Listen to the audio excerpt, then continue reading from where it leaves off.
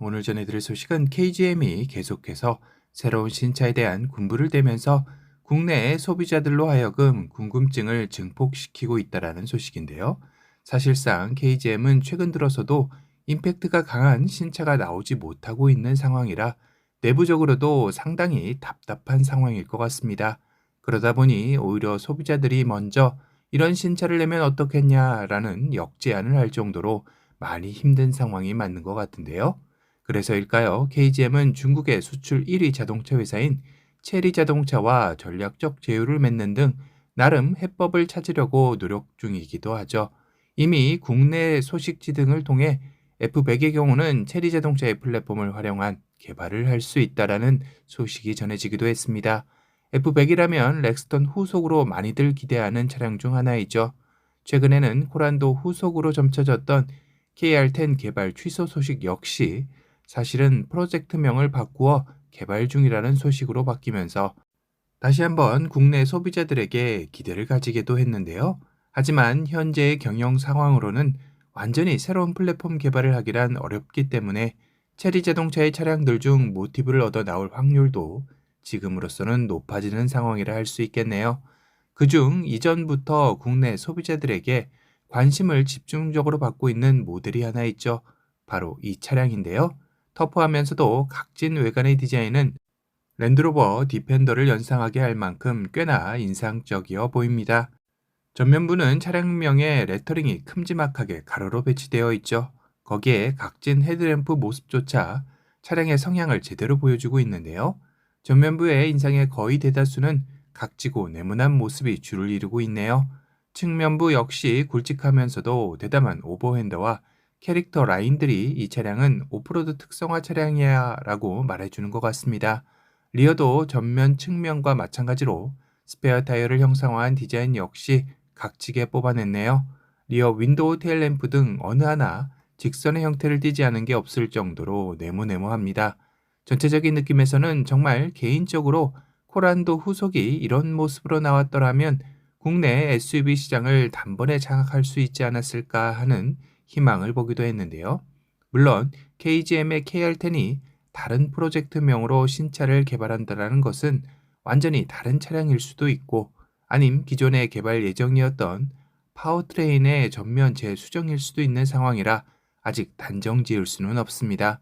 다만 그래도 긍정적인 소식은 체리 자동차와 KGM의 전략적 협약 내용에는 플랫폼 라이센스 계약이 포함되어 있다는 것인데요. 그 중에서도 체리 자동차의 T2X 플랫폼을 활용한 KGM의 신차 개발이 진행 중이라는 것으로 알려지고 있습니다.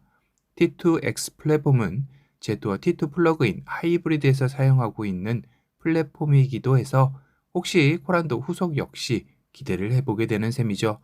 결국 새로운 플랫폼 개발할 여력이 없는 KGM으로서는 제트와 T2 모델과 유사한 모델의 신차를 개발하거나 체리 자동차는 아예 T2 모델을 국내에 출시할 수도 있다라는 생각을 해볼 수 있겠네요. 그래서 유사한 성향을 가진 KL10의 프로젝트명을 취소하고 아예 새로운 프로젝트명으로 KGM이 바꾼 것도 이 때문일까요? 하루빨리 KR10에서 바뀐 새로운 프로젝트명의 소식이 전해졌으면 합니다. KGM의 새로운 신차는 아직 전혀 알려진 것이 없기에 두 가지 예상 중 하나인 제투어 T2가 만약 국내에 출시하게 되는 상황을 가장해 생각해 볼 수 있을 텐데요. 제투어 T2는 중국 현진의 가격이 하나로 약 2천만 원대에 살 수가 있습니다. 국내의 경차값이랑 맞먹을 정도로 가성비가 있는데요. 국내에서 현대기아의 웬만한 신차를 살려면 3, 4천은 기본이며 풀옵션은 5, 6천만 원을 지불해야 하는 것을 감안한다면 정말 저렴하게까지 느껴지기도 하네요. 물론 제투어 T2가 국내에 출시한다면 중국 내 가격인 2천만 원대는 불가능하겠죠. 그래도 국내 신차에 비해서는 좀 더 합리적이고 공격적인 가격으로 예상은 해볼 수도 있지 않을까 싶습니다.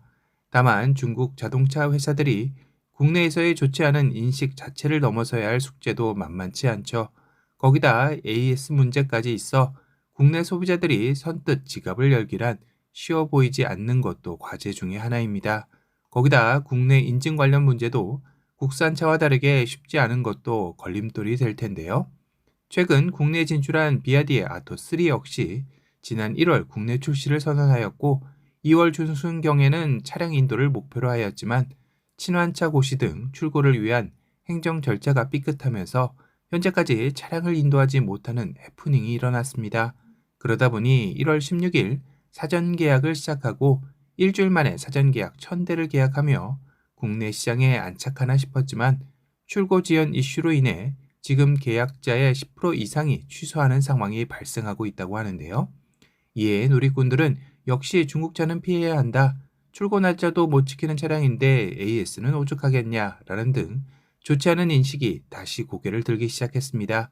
급기야 비아디는 아토3의 사전 계약 고객을 대상으로 30만 원의 충전 크레디트 보상을 약속하며 진화에 나섰다고 하는데요.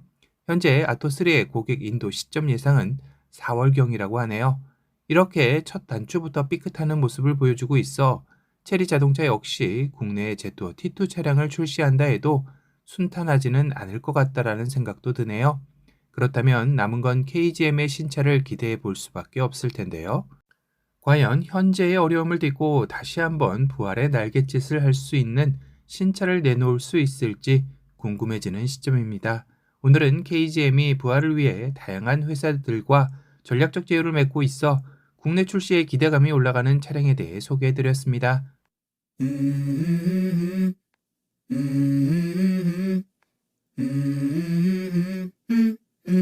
Let's go. I wake up to a little bit of drool on my pillow, feel like it's gonna be a bad day. Yeah, I'm tired of shit, and the coffee ain't hit yet, damn, ain't that great. I don't wanna go to work, cause my boss is a jerk, and I'm not even that paid. I need a change in my life, cause I don't feel alive, and there's nothing that makes me happy. Hold my beer for a minute, I'm about to quit my job, cash in for a ticket. I'm going on a trip and I don't plan to visit. I'm gonna stay there till I feel like I'm winning, and this is just the beginning. I need a big change, help me feel like living. I need a big swing home.